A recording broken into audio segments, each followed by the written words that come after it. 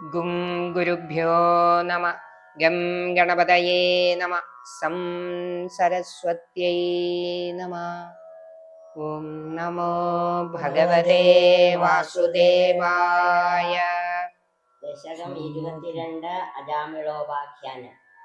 അജാമിളോ നാമ മഹീസുരപുര ചരൻ വിഭോ ധർമ്മപദാൻ ഗൃഹാശ്രമി ഗുരോർഗിരാ കാനനമേത്യ ദൃഷ്ടവാൻ സുദൃഷ്ടശീലാം കുലടാം മദാകുലാം.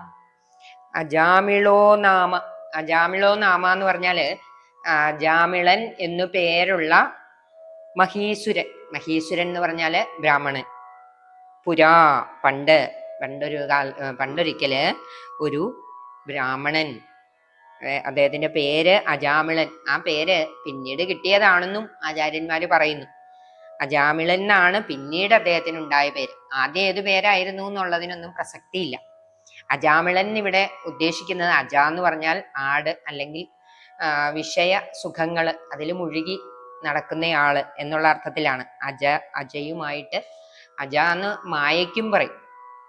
അപ്പോൾ മായയിൽ മുഴുകി നടക്കുന്നവൻ എന്നുള്ള അർത്ഥത്തിലും അജാമിളൻ എന്ന പേര് അയാളെ സംബന്ധിച്ച് ശരിയാണ്, അയാൾക്ക് യോജിച്ചതാണ്.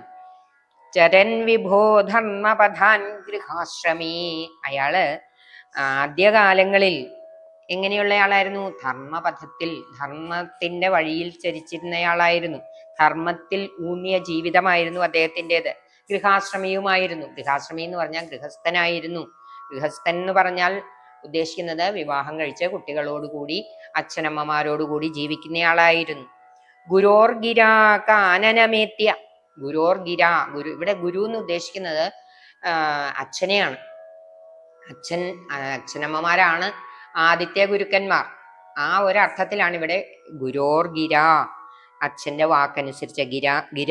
ഗിര വാക്ക്, അച്ഛന്റെ വാക്കനുസരിച്ച് കാനനമേത്യ, കാനനം വനം, വനത്തില് പോയിട്ട് ദൃഷ്ടവാൻ, അവിടെ അദ്ദേഹം ഒരു കാഴ്ച കാണാനിടയായി.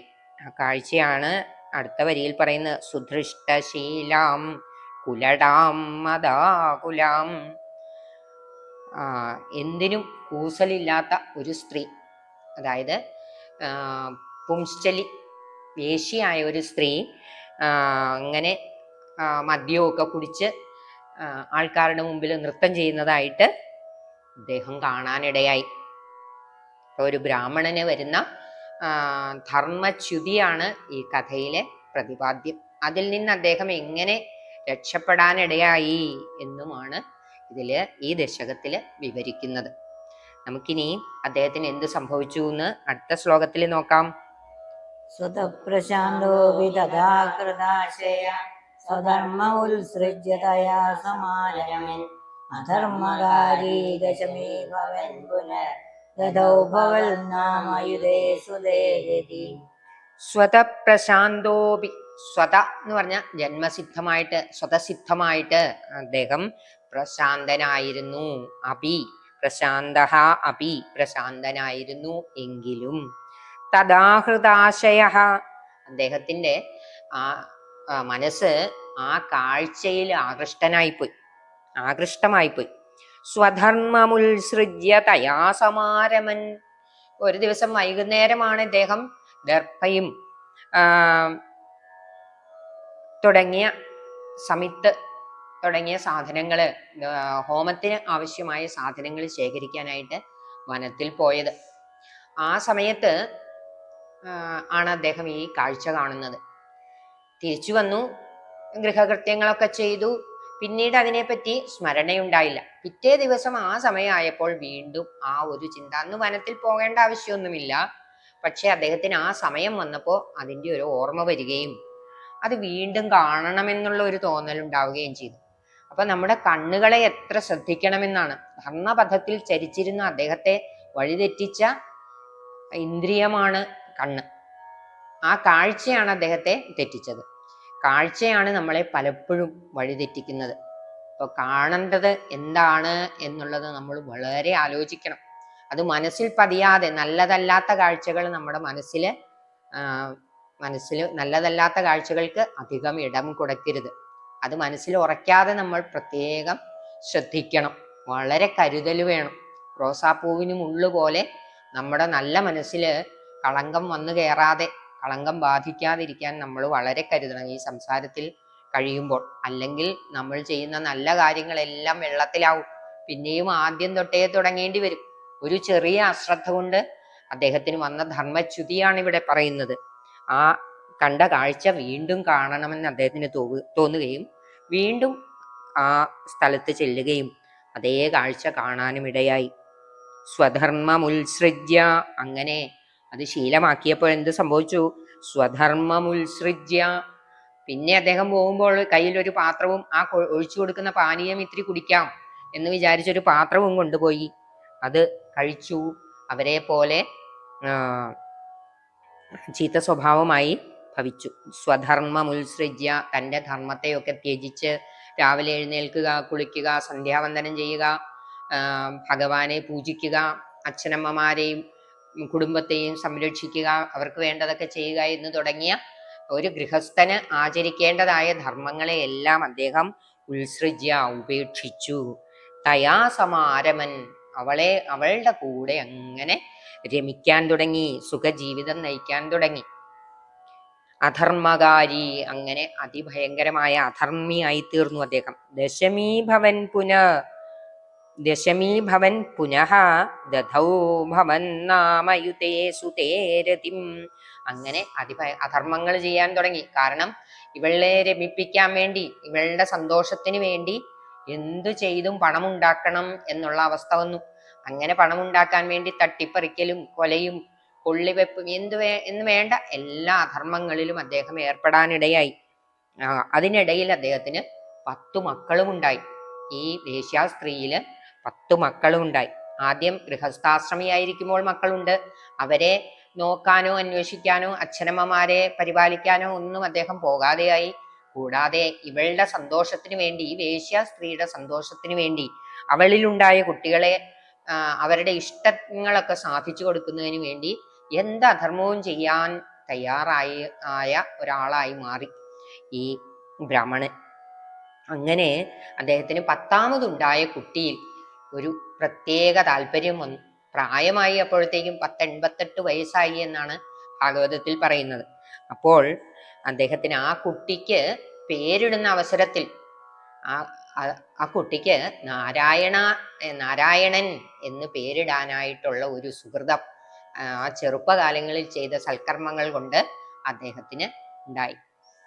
അതാണ് ആ കുട്ടിയോട് പ്രത്യേക വാത്സല്യവുമായിരുന്നു. സ്വതവേ തന്നെ എല്ലാ അച്ഛനമ്മമാർക്കും ഏറ്റവും ഇളയ കുട്ടികളോട് പ്രത്യേക വാത്സല്യം ഉണ്ടാവും. അപ്പോഴത്തേക്കും ഒരു പക്വത വരും. അപ്പൊ കുട്ടികളോടൊക്കെ ഉള്ള പെരുമാറ്റത്തിലൊക്കെ ഒരു വാത്സല്യം, മുത്തശ്ശന്റെയും മുത്തശ്ശിയുടെയും ഒക്കെ ആയിട്ടുള്ള ഒരു വാത്സല്യം ഉണ്ടാകും. അതുപോലെ തന്നെ ഈ അജാമിളനും ഇളയ കുട്ടിയോട് പ്രത്യേക വാത്സല്യവും ഉണ്ടായി. അപ്പോൾ എപ്പോഴും ആ ഇളയ കുട്ടിയെ വിളിക്കും, നാരായണ നാരായണ എന്നിങ്ങനെ വിളിച്ചുകൊണ്ട് പറയും.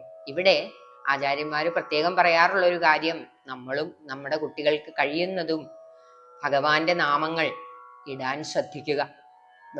ആ പേരിട്ടാ പോരാ, ആ പേര് തന്നെ വിളിക്കാനും ശ്രദ്ധിക്കുക. നാരായണന് പേരിട്ടിട്ട് നാണൂന്നും ഒക്കെ വിളിച്ചാല് ഭഗവാന്റെ പേരായി തീരില്ലല്ലോ, വേറെ ഒരു ശബ്ദം എന്നുള്ളതേ ഉള്ളൂ. അപ്പൊ ഭഗവാന്റെ പേരിടുകയും, ഭഗവാന്റെ അല്ലെങ്കിൽ ഭഗവതിയുടെ, പെൺകുട്ടികൾക്കാണെങ്കിൽ ഭഗവതിയുടെ പേരിടുക. അപ്പോൾ ആ പേര് നമ്മൾ വിളിച്ച് നമുക്ക് അതിൻ്റെ ഒരു സുകൃതം പ്രത്യേകം കിട്ടും. നമുക്ക് വിഷമം വരുന്ന അവസരത്തിൽ ആ നാമം നമ്മുടെ നാവിൽ വരികയും അത് നമ്മളെ രക്ഷിക്കുകയും ചെയ്യും എന്നുള്ളത് ഒരു കാര്യം കൂടി ഈ ശ്ലോകത്തിൽ നിന്ന് നമുക്ക് മനസ്സിലാക്കാവുന്നതാണ്. ഇനി നമുക്ക് അടുത്ത ശ്ലോകത്തിൽ നോക്കാം അദ്ദേഹത്തിന് ഇനി എന്ത് സംഭവിച്ചു എന്നുള്ളത്. അടുത്ത ശ്ലോകത്തിൽ പറയുന്നു, സമൃത്യുകാലേ യമരാജകിങ്കരാൻ ഭയങ്കരാൻ തീനഭിലക്ഷയൻ പ്രിയ പുരാമനാക്ത്വൽ സ്മൃതിവാസനാ ബല യുഹാവ നാരായണ നാമകം സുതം. മൃത്യു എന്ന് പറഞ്ഞാൽ മരണം. അവൻ, ആ ബ്രാഹ്മണൻ, മൃത്യുകാലേ മരണസമയത്ത് യമരാജകിങ്കരാൻ ഭയങ്കരാൻ സ്ത്രീൻ അഭിലക്ഷയൻ ഭിയ, യമരാജകിങ്കരന്മാരായ, അതായത് കാലന്റെ ജോലിക്കാരായ 3 പേര്. ഭയങ്കരാൻ സ്ത്രീൻ. സ്ത്രീ എന്ന് പറഞ്ഞാൽ ഇംഗ്ലീഷിലെ സ്ത്രീ തന്നെയാണ്. 3 ഭയങ്കരന്മാരായ ആ രൂപമുള്ള 3 പേര് അദ്ദേഹത്തിന്റെ അടുത്തെത്തി. അവരെ കണ്ടതേ അദ്ദേഹത്തിന് ഭയങ്കര ഭയമുണ്ടായി. ഭിയാ പുരാ മനാസ്മൃതിവാസനാബല. ഇങ്ങനെ ഭയപ്പെട്ട അദ്ദേഹം പുരാ പണ്ട് ചെറുപ്പകാലത്തിൽ ജപിച്ച നാമങ്ങളെയും എല്ലാം അതിൽ നിന്നുണ്ടായിരുന്ന ആ പുണ്യങ്ങളെല്ലാം കൊണ്ടും പിന്നെ മകന് നാരായണൻ എന്നുള്ള പേരിട്ടത് കൊണ്ടും അദ്ദേഹത്തിന് അങ്ങനെ ഒരു വാസനയുണ്ടായി. ആ ഇളയ മകന്റെ പേര് വിളിക്കാനുള്ള ഒരു സുകൃതം അല്ലെങ്കിൽ എങ്ങനത്തെ ഒരു തോന്നൽ, വാസനാബലം. വാസനാബലം എന്ന് പറഞ്ഞാല് നമുക്ക് ചെയ്ത് ഉണ്ടാകുന്ന ഒരു പരിശീലനത്തിൽ നിന്നുണ്ടാകുന്ന ഒരു നമ്മൾ പൂർണ്ണ ബോധത്തോടെ അല്ലാതെ ചെയ്യുന്ന കാര്യം. വാസന കൊണ്ടാണ് പാട്ടുകാരൊക്കെ, ചില കുട്ടികൾ ചെറുപ്പത്തിലേ നല്ല പാട്ടുകാരാവും. പല കാര്യങ്ങളും നമുക്ക് അങ്ങനെ അറിയാം. അപ്പോൾ അത് കഴിഞ്ഞ ജന്മത്തിൽ അതിൽ നല്ല പരിശീലനം സിദ്ധിച്ച ആളാവും. പിന്നത്തെ ജന്മത്തിൽ അതിൽ മികവുള്ളവരായിത്തീരുന്നത്. അതാണ് ഈ വാസന എന്ന് പറയുന്നത്. നമ്മൾ ചെയ്ത് ശീലിക്കുന്ന, അല്ലെ കണ്ടാലും മതി. ഇപ്പോൾ അജാമിളന് വന്ന ച്യുതി കാഴ്ച കൊണ്ട് വന്നതല്ലേ. നമ്മൾ കണ്ട് ആവർത്തിച്ച് കാണും തോറും അത് നമ്മുടെ ഹൃദയത്തിലെ വാസനയായിട്ട് പരിണമിക്കും. അപ്പൊ അങ്ങനെ ചെറുപ്പത്തില് ആചരിച്ച ധർമ്മത്തിൽ നിന്നുണ്ടായ ആ വാസനാബലം കൊണ്ട് ജുഹാവ നാരായണ നാമകം സുതം. ജുഹാവ എന്ന് പറഞ്ഞ വിളിച്ചു. നാരായണൻ എന്ന് പേരുള്ള ആ മകനെ, സുതം എന്ന് പറഞ്ഞാൽ മകനെ, സുതൻ എന്ന് പറഞ്ഞാൽ മകൻ, സുതം എന്ന് പറഞ്ഞാൽ മകനെ, നാരായണൻ എന്നു പേരുള്ള, നാമകം എന്ന് പറഞ്ഞാൽ പേര് ഉള്ള, നാരായണൻ എന്നു പേരുള്ള മകനെ വിളിച്ചു. അവൻ ചെറിയ കുട്ടിയാണ്, മുറ്റത്തങ്ങനെ കളിച്ചുകൊണ്ടിരിക്കുകയായിരുന്നു. അപ്പോഴാണ് ഈ യമകിങ്കരന്മാര് വന്നത്. അജാമിളൻ കണ്ടത്. അവരെ കണ്ടതേ അജാമിളന് പേടിയായപ്പോൾ എപ്പോഴും ജപിച്ചുകൊണ്ട് അല്ലെങ്കിൽ എപ്പോഴും വിളിച്ചുകൊണ്ടിരുന്ന ആ നാമം നാവിൽ വന്നു. അത് ചെറുപ്പകാലത്തിൽ പരിശീലിച്ചതിന്റെ വാസനാബലവും കൂടി കൊണ്ടായിരിക്കാം എന്ന് പറയുകയാണ് ഇവിടെ മേൽപ്പത്തൂര്. എന്നിട്ട് എന്ത് സംഭവിച്ചു നമുക്ക് അടുത്ത ശ്ലോകത്തിൽ നോക്കാം. ദുരാശയസ്യാപി തഥാസ്യ നിർഗത ത്വദീയനാമാക്ഷരമാത്ര വൈഭവാൽ പുരോഭിവേദോർഭവദീയ പാർഷദ ചതുർഭുജാപീതപടാ മനോരമ. ദുരാശയസ്യാപി തദാസ്യ നിർഗതഃ ത്വദീയനാമാക്ഷരമാത്ര വൈഭവാത്. ദുരാശയസ്യാപി, അതായത് ഇപ്പോൾ ഒരു ദുർബുദ്ധിയായി തീർന്നു. ധർമ്മമൊക്കെ ഉപേക്ഷിച്ച് തോന്നിവാസം ജീവിക്കുന്ന ഒരു ദുർബുദ്ധിയായ ആളായി തീർന്നു ബ്രാഹ്മണൻ, ഈ അജാമിളൻ എന്ന ബ്രാഹ്മണൻ. എങ്കിലും സ്വതവേ ദുർബുദ്ധിയാണെങ്കിലും ഇവന്റെ മുൻഭാഗത്ത്, അതായത് കാലദൂതന്മാർക്കും ഇവനുമിടയിൽ അവന്റെ വായിൽ നിന്നും പുറപ്പെട്ട നിന്തിരുവടിയുടെ തിരുനാമങ്ങളുടെ കേവല മാഹാത്മ്യം കൊണ്ട്, അതായത് ഇപ്പോൾ മകനെ ഉദ്ദേശിച്ചാണ് വിളിച്ചത്. പക്ഷെ ആ പേരിന്റെ യഥാർത്ഥ അവകാശി ഭഗവാനാണ്. ഭഗവാന്റെ പേര് മകനും ഇട്ടെന്നുള്ളതേ ഉള്ളൂ. ഇപ്പോൾ എല്ലാവർക്കും മോഹൻലാൽ എന്ന് പറയുമ്പോഴേ സിനിമാ നടനെ ഓർമ്മ വരും. അപ്പോ സിനിമയും സിനിമാ നടനെയും ഒക്കെ വളരെയധികം ഇഷ്ടപ്പെടുന്ന രക്ഷകർത്താക്കള് മോഹൻലാൽ എന്ന് തന്നെ മക്കൾക്ക് ചിലപ്പോ അല്ലെങ്കിൽ ഒരു മകന് പേരിട്ടെന്നിരിക്കും. അപ്പൊ അത് യഥാർത്ഥത്തിൽ ആ പേരിന്റെ കാരണക്കാരൻ അവിടെ മോഹൻലാലാ. അതുപോലെ ഇവിടെ നാരായണൻ എന്നാണ് ഭഗവാന്റെ പേര്. ആ പേര് ഭഗവാന് വന്നതിന് ശേഷമാണ്, അല്ലെങ്കിൽ ഭഗവാൻ ആ പേരിന്റെ യഥാർത്ഥ അവകാശി. ആ പേര് മകനിട്ടു എന്നുള്ളതേ ഉള്ളൂ. അപ്പൊ നാരായണ എന്ന് വിളിക്കുമ്പോ ഭഗവാനെ വിളിച്ചതുപോലെയാണ്.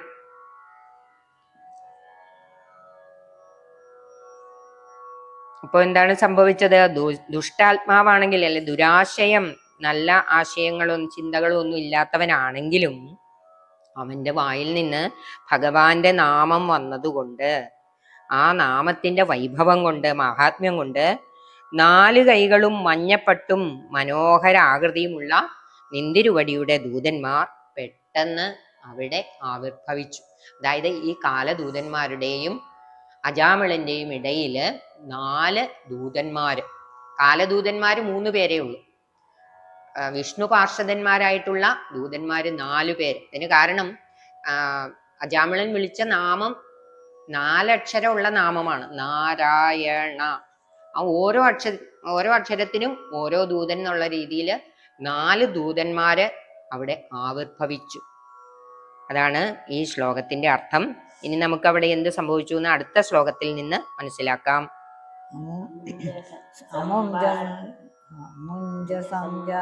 സംഭാഷ്യ വികർഷതോ ഭടാൻ വിമുഞ്ചതേ വിവാരിതസ്തേജ ഭവജ്ജനൈസ്തദാ തദീയഭാവം നിഖിലം നിവേദയൻ. അമും ച സംഭാഷ്യ വികർഷതോ ഭടാൻ വിമുഞ്ചതേത്യാരുരുധുർബലാദമി. അമും ച സംഭാഷ്യ, അതായത് പാശം എന്ന് പറഞ്ഞ കയറ്. ഈ യമകിങ്കരന്മാരുടെ കയ്യില് കയറും ദണ്ഡവുമാണ് ഉള്ളതെന്നാണ് പറയുന്നത്. അവര് ജീവനെ കൊണ്ടുപോകുന്ന അവസരത്തിൽ കയറിട്ട് കെട്ടിയാണ് കൊണ്ടുപോവുക. അപ്പൊ അങ്ങനെ ഈ അജാമിളന്റെ ജീവനെ കയറിട്ട് കെട്ടുന്ന അവസരത്തിൽ ഈ വിഷ്ണു പാർഷദന്മാർ വിടുവിൻ എന്നുള്ള നിർദ്ദേശം പറഞ്ഞുകൊണ്ട്, അല്ലെങ്കിൽ വിടാൻ നിർദ്ദേശം നൽകിക്കൊണ്ട് അതിനെ തടഞ്ഞു. അജാമിളനെ കയറിട്ട് കെട്ടുന്നത് തടഞ്ഞു. തഥാ ഭവജ്ജനൈ നിവാരിതാഹ. അപ്പോൾ നിന്തിരുവടിയുടെ ദൂതന്മാരാൽ തടയപ്പെട്ട ആ യമഭടന്മാരാകട്ടെ അവൻ ചെയ്ത പാപം മുഴുവൻ അറിയിച്ചു. ഇവനെ ഇങ്ങനെ കെട്ടാതിരിക്കാൻ ഒരു ന്യായവുമില്ല, ഇവൻ ഇത്രയധികം പാപം ചെയ്തതാണ് എന്ന് ആ വിഷ്ണു ദൂതന്മാരെ യമകിങ്കരന്മാരറിയിച്ചു. അതാണ് ഈ 5ാമത്തെ ശ്ലോകത്തിന്റെ അർത്ഥം. ഇനി 6ാമത്തെ ശ്ലോകം നോക്കൂ. ഭവന്തു പാപാനി കഥന്തു നിഷ്കൃതേ ഹൃദേ വിബോധന്ത നമസ്തി പണ്ഡിത ന നിഷ്കൃതി കിം വിദിതാ ഭവാദൃശ ഇതി പ്രബോധർ പുരുഷാപഭാഷിതേ. ഭവന്തു പാപാനി കഥം തു നിഷ്കൃതേ. ഭവന്തു പാപാനി കഥം, പാപങ്ങൾ എങ്ങനെയാണ് അവശേഷിക്കുക? നിഷ്കൃതേ കൃതേ വിഭോ ദണ്ഡനമസ്തി പണ്ഡിതാഹ. ഇതിന് പ്രായശ്ചിത്തം. നിഷ്കൃതി എന്ന് പറഞ്ഞാല് പ്രായശ്ചിത്തം. പ്രായശ്ചിത്തം ചെയ്ത് കഴിഞ്ഞാലും പാപം അവശേഷിക്കുമോ എന്ന് പണ്ഡിതാഹ, പണ്ഡിതന്മാരായ നിങ്ങൾക്ക്, അതായത് യമദൂതന്മാരെ പണ്ഡിതന്മാരെ എന്നാണ്. പണ്ഡിതന്മാര്, ഭോ പണ്ഡിത, അല്ലയോ പണ്ഡിതന്മാരെ, നിങ്ങൾക്കറിയില്ലേ പാപങ്ങളൊക്കെ ചെയ്തു എന്ന് വെച്ചാലും അതിന് പ്രായശ്ചിത്തം ചെയ്തു കഴിഞ്ഞു. പാപം എത്ര വളരെ ആയിക്കോട്ടെ, എത്ര ഭയങ്കര പാപം ചെയ്താലും അതിന് പ്രായശ്ചിത്തം ചെയ്തു കഴിയുമ്പോൾ പിന്നെയും പാപം അവശേഷിക്കുമോ? അവശേഷിക്കുന്നില്ല എന്ന് പണ്ഡിതന്മാരായ നിങ്ങൾക്കറിയില്ലേ? ന നിഷ്കൃതി കിം വിദിതാ ഭവാദൃശാമിതി പ്രഭോ പുരുഷാബഭാഷിരേ.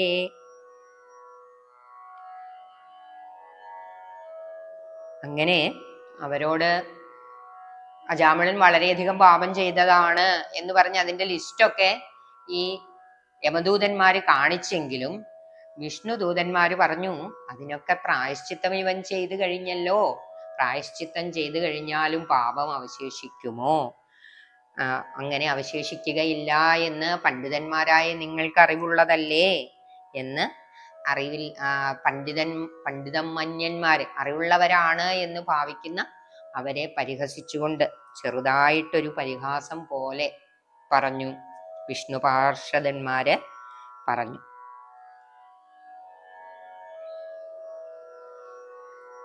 ഇതാണ് ഈ 6ാമത്തെ ശ്ലോകത്തിന്റെ അർത്ഥം. ഇനി 7ാമത്തെ ശ്ലോകം നോക്കാം. ശ്രുതി സ്മൃതിഭ്യാം വിഹിതാവൃതാദയ പുനന്തി പാപം നരുനന്തി വാസന അനന്തസേവാതു നികൃന്ദതി ത്വയി ഇതി പ്രബോധർ പുരുഷാപഭാഷിതേ. ശ്രുതി സ്മൃതിഭ്യാം ശ്രുതികളിലും സ്മൃതികളിലും ഒക്കെ പറഞ്ഞിരിക്കുന്നത്, ശ്രുതി എന്ന് പറഞ്ഞാൽ വേദമാണ്, വേദം, ഉപനിഷത്ത് ഇവയിലൊക്കെ പറഞ്ഞിരിക്കുന്ന വ്രതങ്ങള്, പുനന്തി പാപം ന ലുനന്തി വാസനാം, പുനന്തി പാപം, പാപത്തെ ഇല്ലായ്മ ചെയ്യും, ന ലുനന്തി വാസനാം, ലുനന്തി എന്ന് പറഞ്ഞാൽ ഇല്ലാതെയാക്കുന്നില്ല, എന്തിനെ ഇല്ലാതാക്കുന്നില്ല, വാസനയെ ഇല്ലാതെയാക്കുന്നില്ല. വാസന എന്ന് പറഞ്ഞാൽ ആ പാപം ചെയ്യാനുള്ള താല്പര്യം, പാപം ചെയ്തതുകൊണ്ടുള്ള ദോഷത്തെ ഇല്ലായ്മ ചെയ്യും വ്രതങ്ങളൊക്കെ നോറ്റാൽ. ശ്രുതിയിലും സ്മൃതിയിലും ഒക്കെ പറയപ്പെടുന്ന, അതായത് പാപങ്ങൾ ചെയ്താൽ അതിന്റെ പ്രായശ്ചിത്തമായിട്ട് പറയപ്പെടുന്ന വ്രതങ്ങളൊക്കെ ആചരിക്കുന്നത് വഴി പാപങ്ങളുടെ ഫലങ്ങൾ ഇല്ലാതെയാകും. അതായത് പാപത്തിൻ്റെതായ ദോഷഫലങ്ങൾ അനുഭവിക്കേണ്ടതായി വരില്ല. പക്ഷേ പിന്നീടും പാപം ചെയ്യാനുള്ള തോന്നലുണ്ടാകും. അത് ചെയ്ത് ചെയ്ത് ശീലമുള്ളവർക്ക് അത് വീണ്ടും മോഷ്ടിച്ചും ഒക്കെ, മോഷണമൊക്കെ നടത്തി ശീലമുള്ള ഒരാൾക്ക് മോഷണം നിർത്തിയാലും അതിനുള്ളൊരു താല്പര്യം, അവസരം വന്നാൽ വീണ്ടും അയാൾക്ക് മോഷ്ടിക്കാനുള്ള ഒരു തോന്നലുണ്ടാവും. ആ തോന്നലിനെയാണ് ഈ വാസന എന്ന് പറയുന്നത്. അങ്ങനെ വാസന ഇല്ലായ്മ ചെയ്യപ്പെടുന്നില്ല. വ്രതം നോക്കുന്നത് കൊണ്ട് പാപമില്ലാതെ ആകുമെന്നേ ഉള്ളൂ. ആ പാപം ചെയ്യാനുള്ള വാസന, താല്പര്യം ഇല്ലാതെ ആകുന്നില്ല. അനന്തസേവ, എന്നാൽ ഇവര് ചെയ്ത പ്രായശ്ചിത്തം എന്താണ്? ഭഗവാന്റെ നാമം. ഇവരല്ല, ഈ അജാമിളൻ, ഈ ബ്രാഹ്മണൻ ചെയ്ത പ്രായശ്ചിത്തം എന്താണ്? അനന്തസേവ, അതായത് ഭഗവാന്റെ നാമം ജപിക്കുകയാണ് ചെയ്തത്.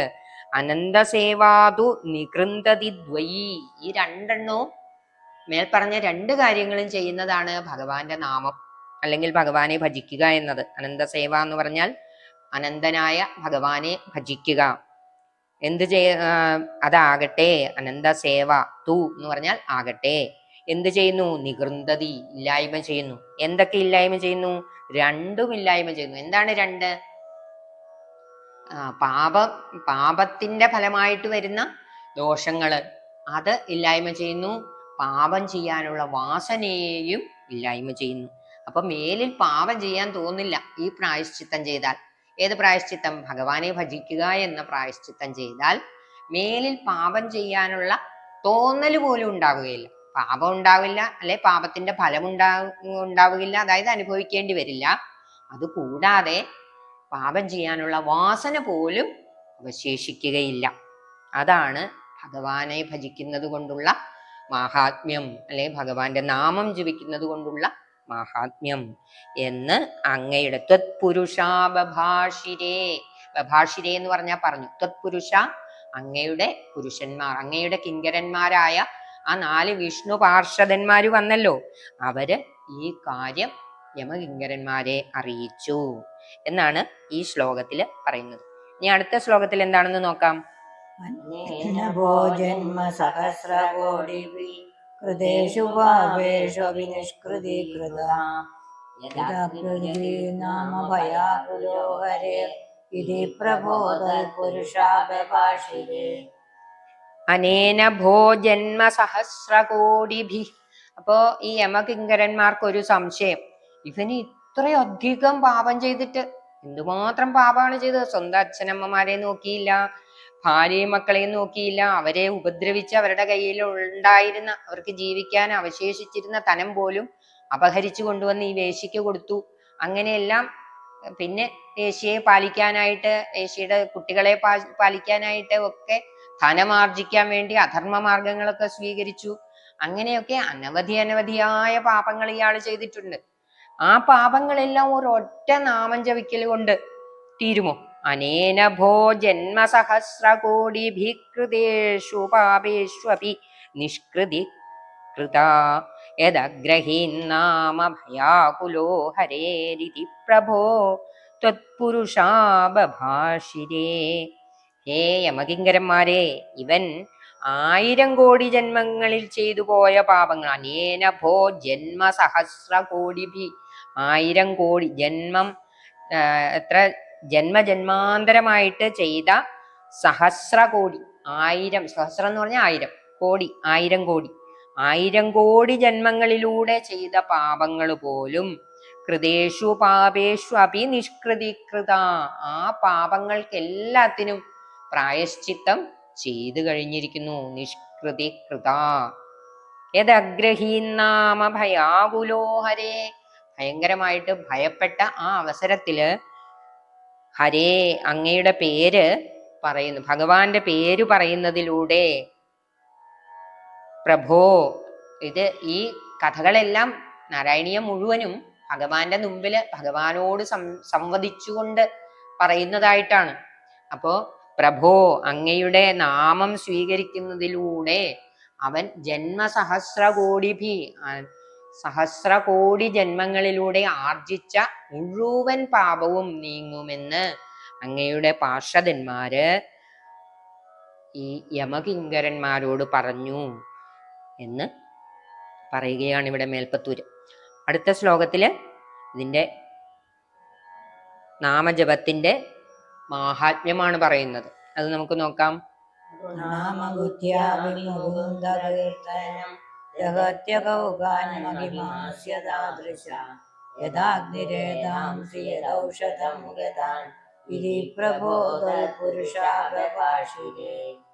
നൃണാം എന്ന് പറഞ്ഞാൽ ഉറപ്പായിട്ടും, അബുദ്ധ്യാഭി അതായത് ഭഗവാനെ എന്നുദ്ദേശിച്ചൊന്നും വേണമെന്നില്ല. അബുദ്ധ്യാഭി അറിഞ്ഞുകൊണ്ട് ഭഗവാന്റെ നാമമാണ്, അത് ജപിച്ചാൽ വളരെ നല്ലതാണ്, ഇങ്ങനെ അറിഞ്ഞുകൊണ്ടൊന്നും ചെയ്യണമെന്നില്ല. നൃണാം അബുദ്ധ്യാഭി മുകുന്ദകീർത്തനം. മുകുന്ദകീർത്തനം, മുകുന്ദൻ ഭഗവാൻ നാരായണൻ.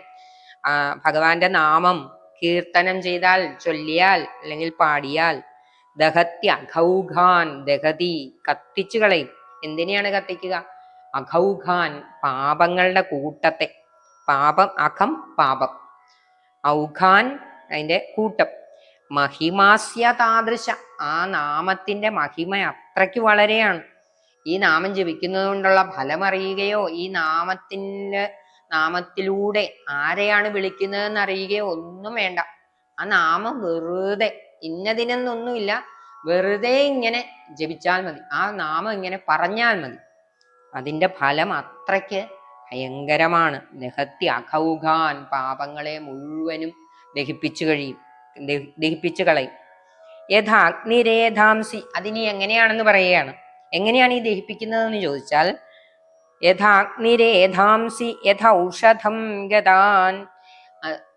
തീ കത്തിക്കാൻ വിറക് കൂട്ടിയിട്ടിരിക്കുന്ന വിറകില് ഒരു തീപ്പെട്ടിക്കൊള്ളി കത്തിച്ചു വെച്ചാൽ മതി. ഒരു ചെറിയ തീപ്പെട്ടിക്കൊള്ളിയിലെ തീ മതി എത്ര വലിയ കൂന വിറകാണെങ്കിലും കത്താനായിട്ട്. ഇത് വലിയ കൂനയല്ലേ, അതുകൊണ്ട് കുറെ അധികം തീ വേണ്ടേ എന്നുള്ള ചിന്ത ശരിയല്ല. ഒരു ചെറിയ തീപ്പെട്ടിക്കൊള്ളി കത്തിച്ചു വെച്ചാൽ വലിയ കൂന വിറക് കത്തിക്കാൻ സാധിക്കും. അതുപോലെ ഇനി വേറൊരു ഉദാഹരണം. യഥാ ഔഷധം ഗതാൻ, വളരെ വലിയ രോഗമാണെങ്കിലും അതിന് തക്കതായ ഒരു മരുന്നുണ്ടെങ്കിൽ ആ മരുന്ന് കഴിച്ചാൽ രോഗം മാറും. രോഗം വലുതാണ്, അതുകൊണ്ട് വലിയ മരുന്ന് അങ്ങനെയില്ല. ഇപ്പൊ വലിയ കെട്ടിടം, ആ വലിയ കെട്ടിടം തുറക്കാൻ വലിയ താക്കോല്, ചെറിയ കെട്ടിടം തുറക്കാൻ ചെറിയ താക്കോല്, വലിയ കെട്ടിടം തുറക്കാൻ വലിയ താക്കോല്, അങ്ങനെയൊന്നും ഇല്ലല്ലോ. താക്കോല് ആ കെട്ടിടത്തിന്റെ പോലെ വലിപ്പം വേണമെന്നില്ല. അതുപോലെ പാപം വളരെ വലുതായാലും അതില്ലായ്മ ചെയ്യാൻ ഭഗവാന്റെ ഒരു നാമം, അത് ഭയാകുലനായിട്ടിരിക്കുന്ന സന്ദർഭത്തിൽ പറയാനിടയായാൽ അത് പാപങ്ങളെ മുഴുവനും ഇല്ലായ്മ ചെയ്യും എന്ന് വിഷ്ണു പാർഷദന്മാരായ ആ 4 പേരും യമദൂതന്മാരോട് പറഞ്ഞു. അങ്ങനെ ഈ അജാമിളന് പാപങ്ങളൊന്നും അവശേഷിക്കുന്നില്ല എന്നവരെ ബോധ്യപ്പെടുത്തി. ഇനി അടുത്ത ശ്ലോകം നോക്കാം.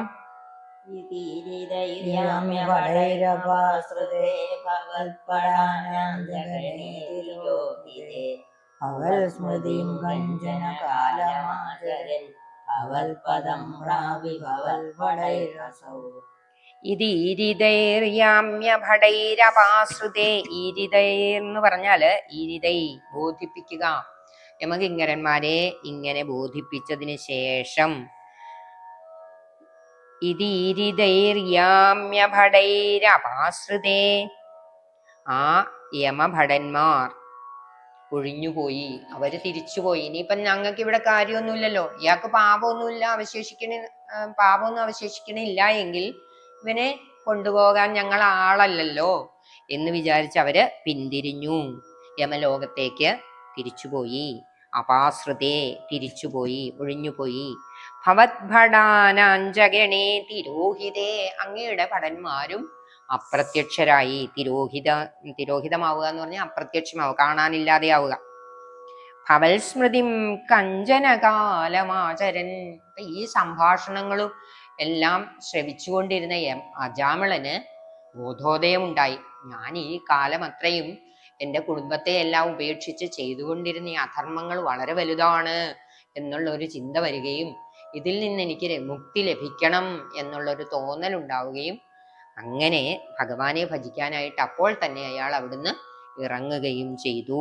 അങ്ങനെ ഭഗവാനെ ഭജിച്ച് ഭവത്പദം പ്രാപി, അങ്ങയുടെ പദത്തെ അതായത് മോക്ഷത്തെ പ്രാപിച്ചു. ഭവത് ഭടൈരസൗ, അങ്ങനെ ധ്യാനനിരതനായി തപസ്സു ചെയ്ത് ഒക്കെ ഇരുന്ന അജാമിളനെ അങ്ങയുടെ ഭടന്മാര് തന്നെ വന്ന് അങ്ങയുടെ ലോകത്തേക്ക് കൂട്ടിക്കൊണ്ടുപോയി എന്നാണ് ഈ ശ്ലോകത്തിൽ പറയുന്നത്. അപ്പൊ ഇതിൽ നിന്ന് നമുക്ക് മനസ്സിലാക്കാൻ കഴിയുന്നത്, എത്രയധികം അധപ്പതിച്ചാലും ഒരു ജീവന് രക്ഷപ്പെടണം, മോക്ഷം പ്രാപിക്കണം എന്നുള്ള ഒരു തോന്നൽ ഉണ്ടാകുന്ന നിമിഷം തൊട്ട് പ്രയത്നിച്ചാൽ അതിൽ നിന്നൊക്കെ രക്ഷപ്പെടാനായിട്ട് സാധിക്കും, മുക്തിയെ പ്രാപിക്കാൻ സാധിക്കും.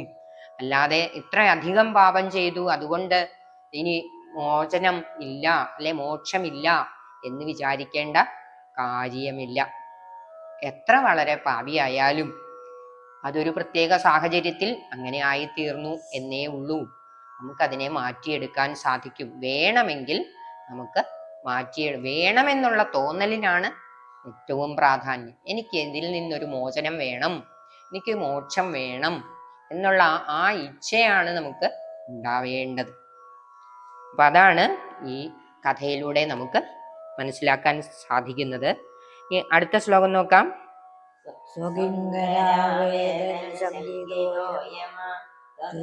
ഭക്തേഷു നഗമ്യനാമിതി സ്വകീയഭൃത്യാന ശിശിക്ഷതുച്ഛകൈ സദേവ സ്വകിങ്കരാവേദന സംഗീതോ യമ. കിങ്കരന്മാര്, യമദൂതന്മാര് തിരിച്ചു ചെന്ന അവസരത്തിൽ യമനോട് ചെന്ന് പറഞ്ഞു, ഞങ്ങൾക്ക് ഇങ്ങനെ ഒരു കുഴപ്പം പറ്റി, ഞങ്ങൾ കയറും ദണ്ടും ഒക്കെ എടുത്ത് ചെന്നതാണ് ആ അജാമിളനെ കൊണ്ടുവരാൻ.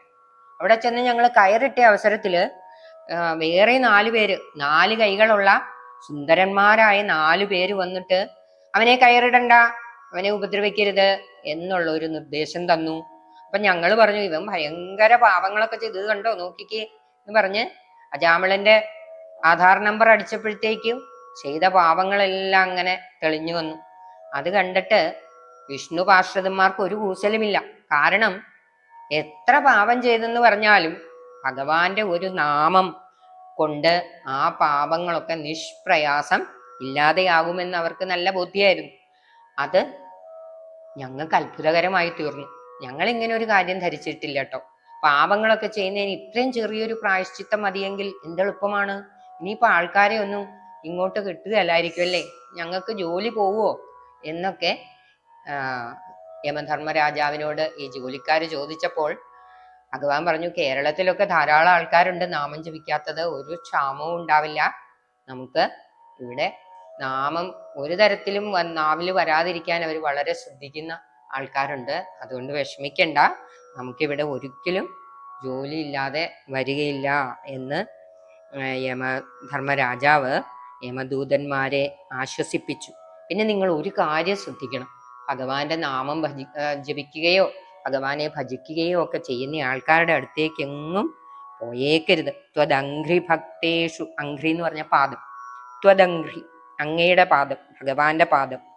അങ്ങനെ ഭഗവാന്റെ പാദം ഭജിക്കുന്ന ഭക്തന്മാരുടെ അടുത്തുന്ന ഗമ്യതാമിതി, അവരുടെ അടുത്തേക്ക് പോകാനേ പാടില്ല, അങ്ങോട്ടെങ്ങും പോയേക്കരുത് കേട്ടോ എന്ന് അവരെ പ്രത്യേകമായിട്ട് ശിക്ഷിച്ചു, അവരോട് നിർദ്ദേശിച്ചു, അല്ലെ അവരെ പഠിപ്പിച്ചു. സ്വകീയ ഭൃത്യാൻ, സ്വന്തം ഭൃത്യന്മാരോട് പറഞ്ഞു, നിങ്ങൾ വെറുതെ അവിടെ പോയി നാണം കെടേണ്ടി വരും. ഇപ്പൊ പോയിട്ട് വെറുതെ തിരിച്ചു പോരേണ്ടി വന്നില്ലേ, അതുപോലെ തിരിച്ചു പോരേണ്ടി വരും. അതുകൊണ്ട് ശ്രദ്ധിക്കണേ, ഭക്തന്മാരാണോ നാമം ജപിക്കുന്നവരാണോ എന്ന് നോക്കിയിട്ട് മാത്രമേ പോകാവുള്ളൂ. ഇനി മേലിലെങ്കിലും, ഇപ്പൊ ഒരബദ്ധം പറ്റി, അത് പോട്ടെ, ഇനി ഇങ്ങനെ സംഭവിക്കാതിരിക്കാൻ നിങ്ങൾ ശ്രദ്ധിക്കണം എന്ന് യമധർമ്മരാജാവ് സ്വന്തം കിങ്കരന്മാരോട് നിർദ്ദേശം കൊടുത്തു എന്നാണ് മേൽപ്പത്തൂര് ഈ ദശകത്തിലെ അവസാനത്തെ ശ്ലോകത്തിൽ സൂചിപ്പിക്കുന്നത്. അങ്ങനെ ഈ അജാമിളോപാഖ്യാനം കഥ ഈ ശ്ലോകം കൊണ്ട് സമാപിക്കുന്നു. സർവത്ര ഗോവിന്ദനാമ സങ്കീർത്തനം, ഗോവിന്ദ ഗോവിന്ദ. കായേന വാചാ മനസേന്ദ്രിയൈർവാ ബുദ്ധ്യാത്മനാ വാ പ്രകൃതേ സ്വഭാവാത് കരോമി യദ്യത് സകലം പരസ്മൈ നാരായണായേതി സമർപ്പയാമി. സർവം നാരായണായേതി സമർപ്പയാമി.